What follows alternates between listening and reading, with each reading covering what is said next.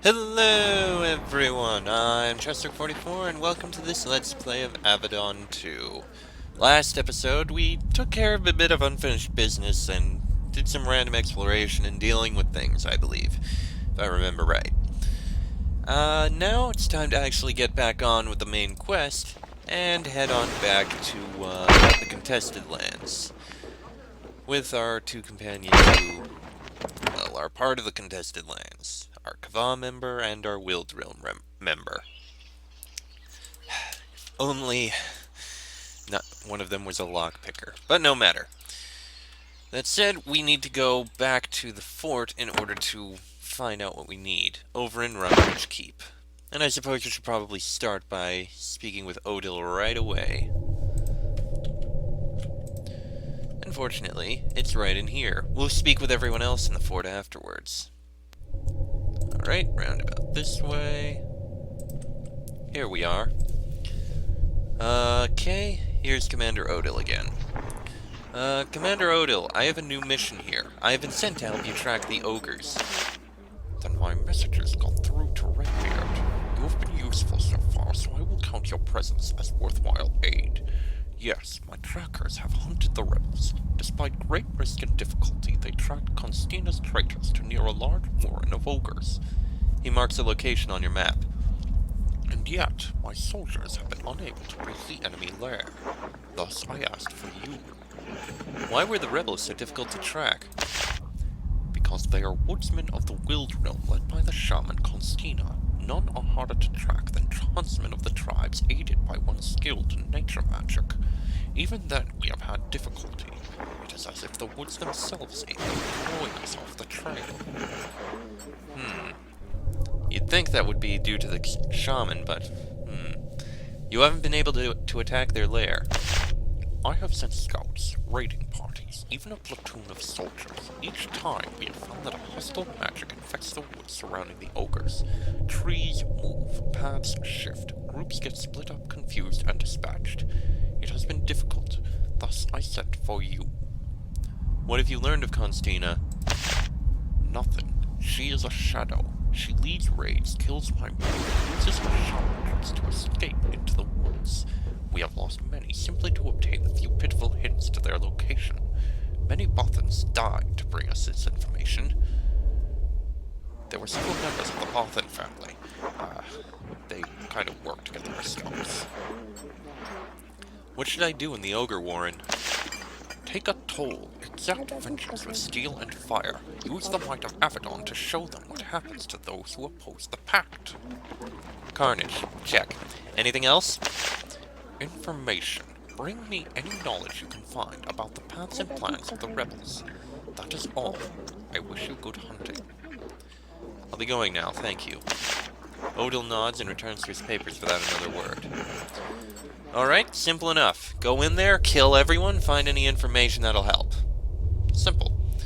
Monitor Yutsua, is there anything else I can do for you? She inspects you, gives it some thought, and nods.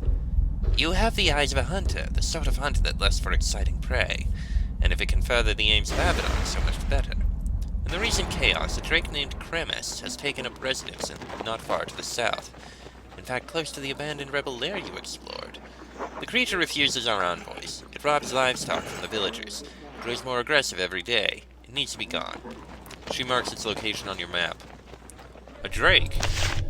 A member of the draconic species, but smaller and weaker. A runt, but still possessing enough of the power of its kind to be dangerous. You want me to kill it?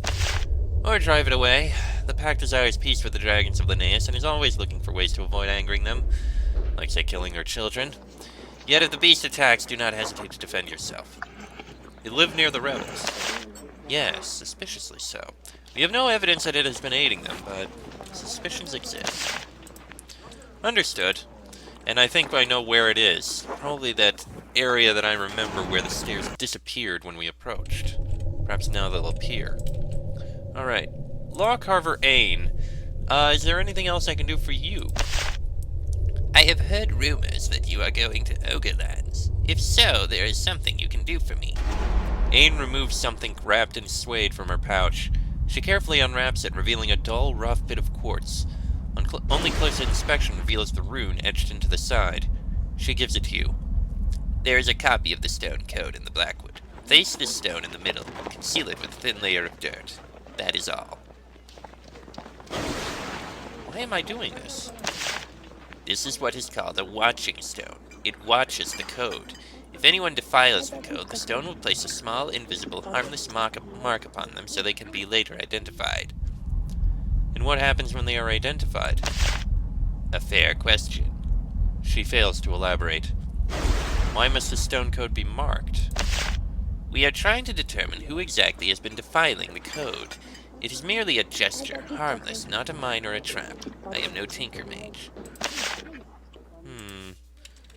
Why do I feel like there's something more to this? First she had us to face an old code, and now she's having us put something by a normal code. Something about her strikes me as strange. Watcher Dennis, do you need anything else? No. Let's see if the wretch in here needs anything. He might. She might. No, nothing. Nothing at all. Okay, then. Was there someone up in here? I think there may have been. No, it was just a barracks. There was nobody in there. Over here was one person. Let's see. Watcher Carol. Any news of Karen? Not yet. Is there anything I can do for you? Okay, we've already dealt with that, so we need more information on Karen. Okay, so couple quests. I think the first thing... Yeah, not really many quests over here. I don't think there was really anything else we could look at, so let's go take care of the one quest that we have that isn't in the Ogre Lands. Specifically, the Drake, located over by the, Rebel Lair. I'll cut it while I run over there. Shouldn't take long. Alright, let's go over here and take a peek.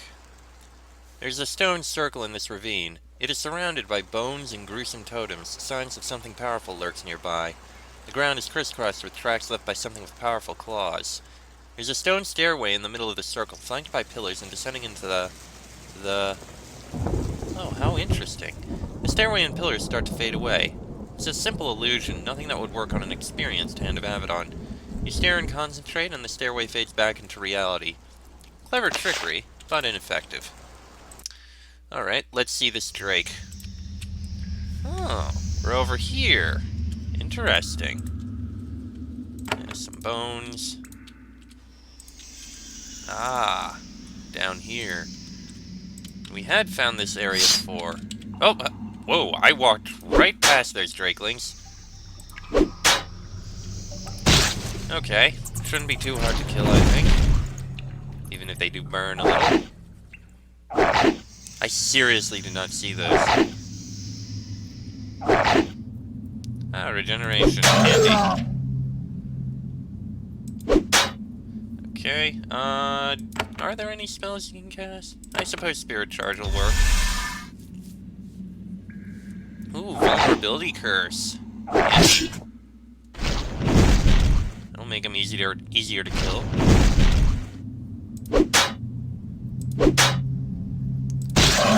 Excellent. Kalita, you can go help Diedrich with that one, and Farron will be able to take care of these with ease.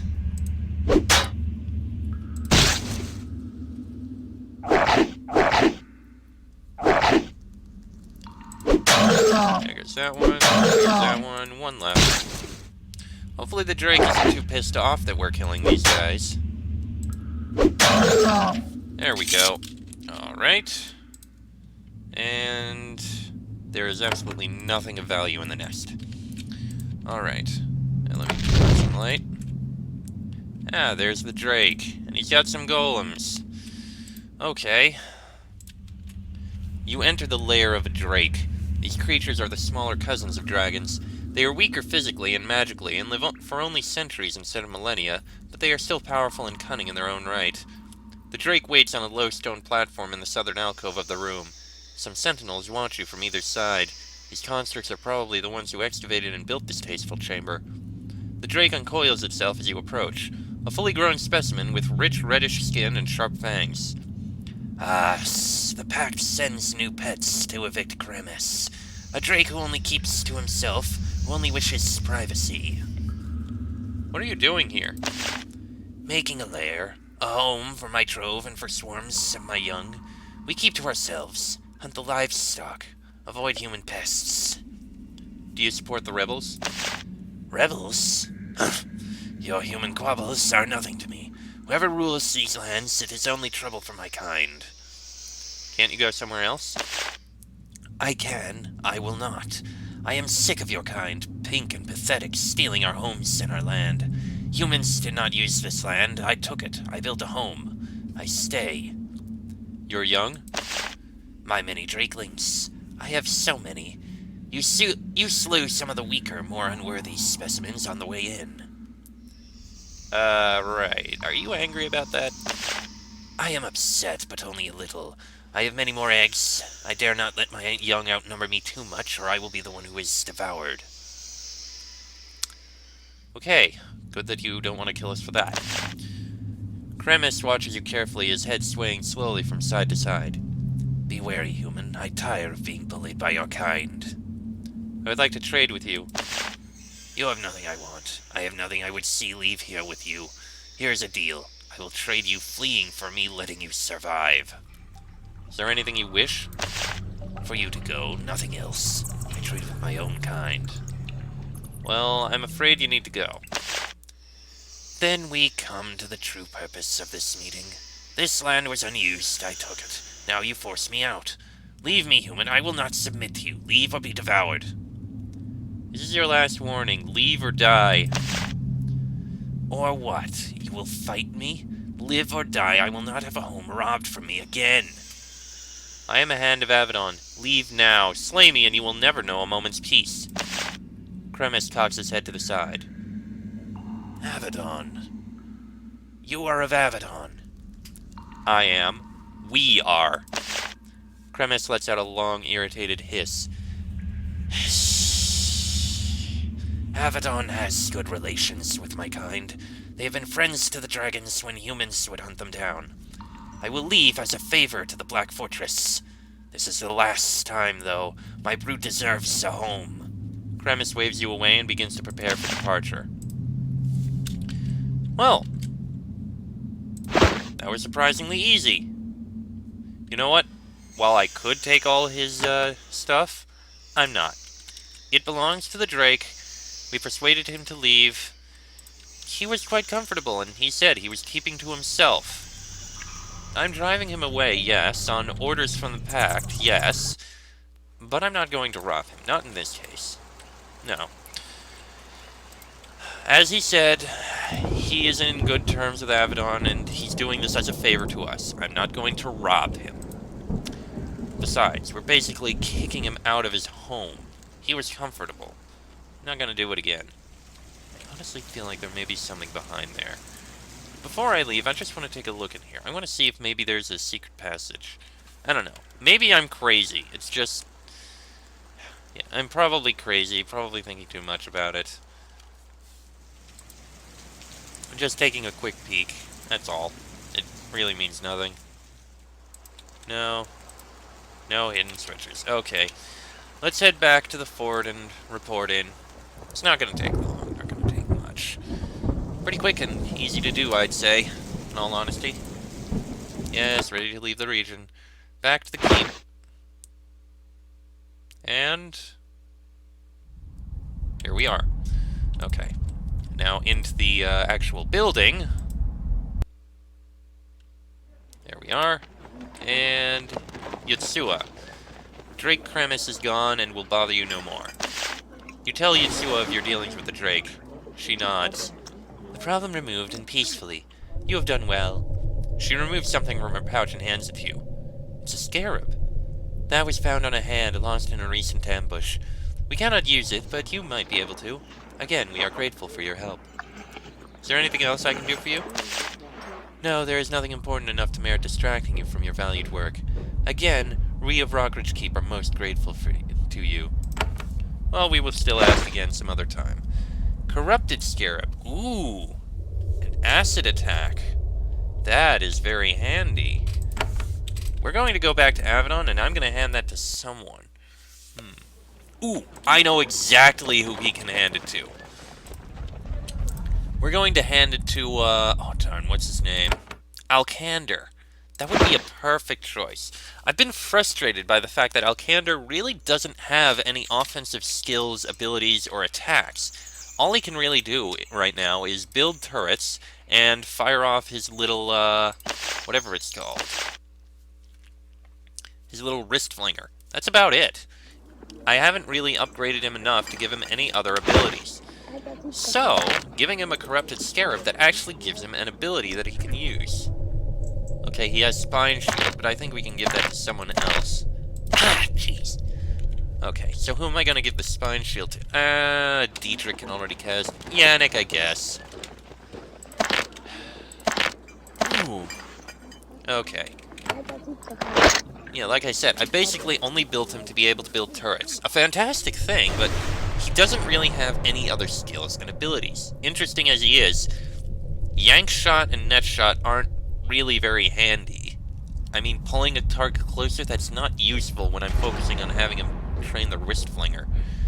And Shrapnel Grenade is an area attack, which would be handy, but it just takes so long to get to. I just don't think it's really that worth it.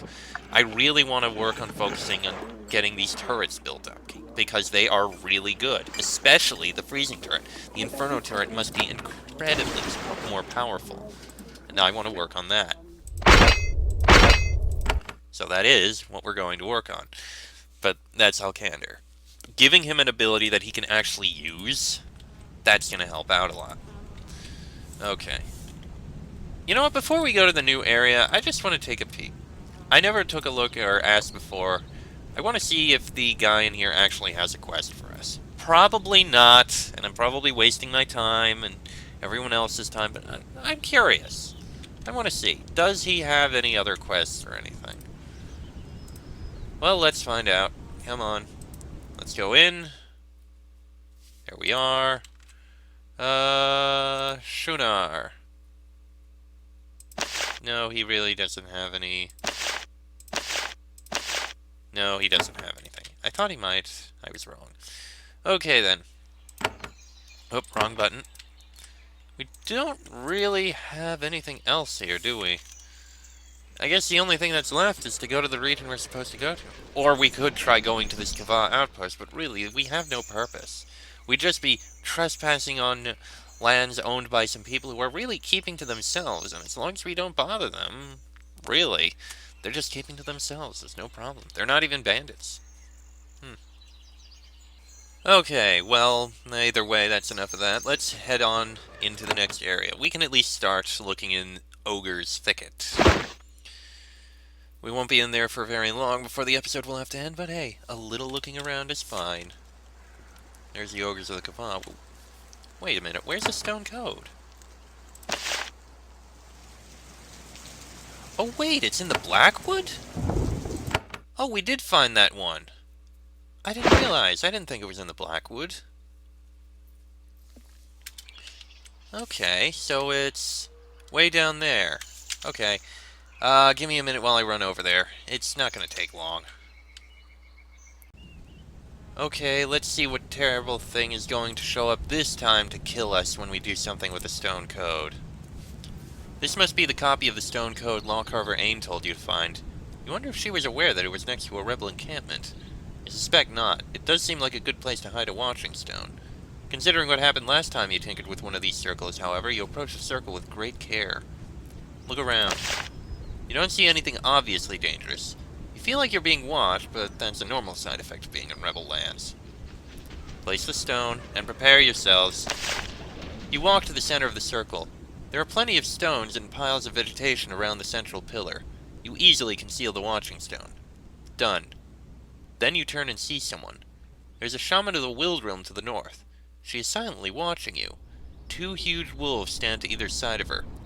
You wave to her, trying to tell whether she is a rebel or a loyal citizen.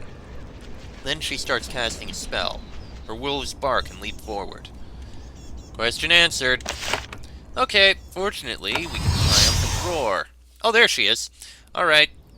Ooh, wait, I forgot. Did we? No, we did not yet. Okay. Shred and mangle. Oh my god, who names these wolves?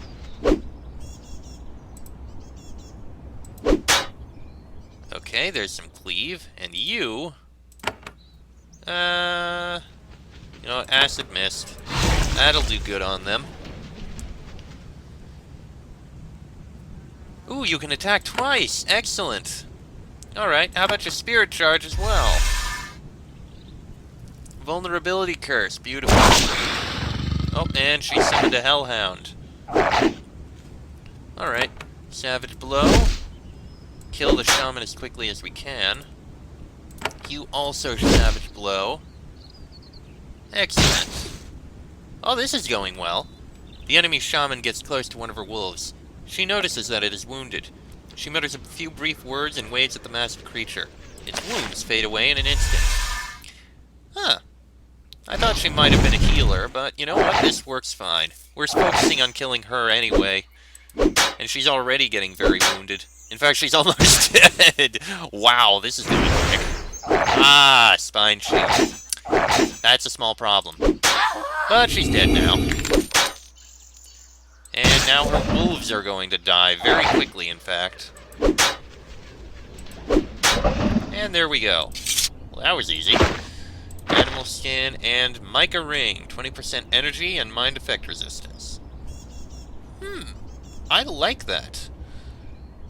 I want to give that to you instead of the ruby ring, in fact. Because I want you to be resistant to mind effects. The ruby ring, sure, we'll give it to you. You take it, Clea. Alright.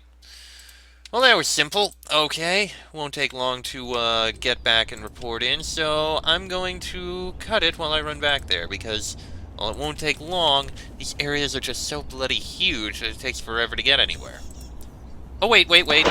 Diedrich leveled up. Point in intelligence, and... It's gonna take a while to get there. It cures a status. That might actually be handy. But, actually... Oh, magical damage. It's not something we really do very much. Okay, fine. Blessing of Thorns, I guess. We'll work on getting to call Salamander, because it'll be handy. Beast Focus Improved will be handy when it's eventually gotten. Yeah, we'll work on things soon. But for now, I want to get Tall Drake. That is going to be wonderful. Anyway, out we go.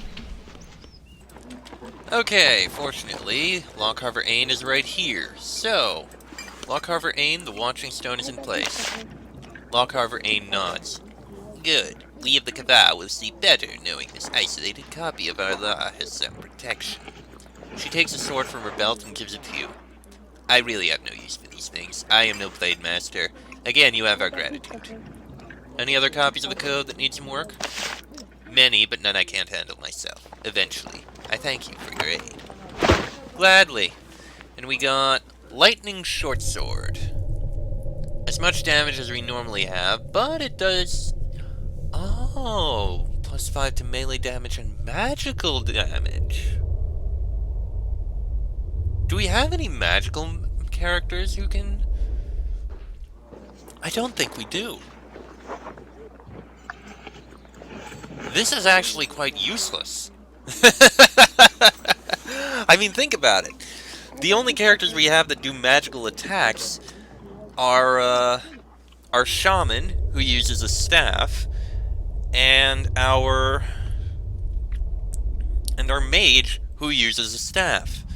The only possible exception I can think of is Alcander, if the things he does count as magical damage, or any effects of the Scarabs, which would count as magical damage. But honestly, that makes this probably kinda useless. I think we can sell this, really, because the only one who uses a sword is Farron, who doesn't have magical abilities. What's her name?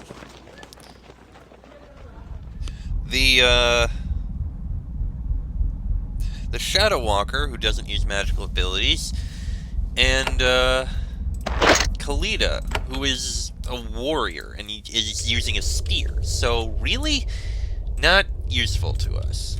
I think we're just going to sell it. Correct me if I'm wrong. But really, I'm just going to sell it. It's pointless. Anyway, I think that's going to be the end of this episode. A bit of running around, taking care of this and that and the side quest, but it's fine. Next episode, we'll start fresh in the Ogre Thicket. Start clearing things out there. That'll be in the next episode. So, until then, I'm Chester44. That is Farron, Kalita, and Diedrich. This has been an Avadon 2 Let's Play, and I shall see you all next time.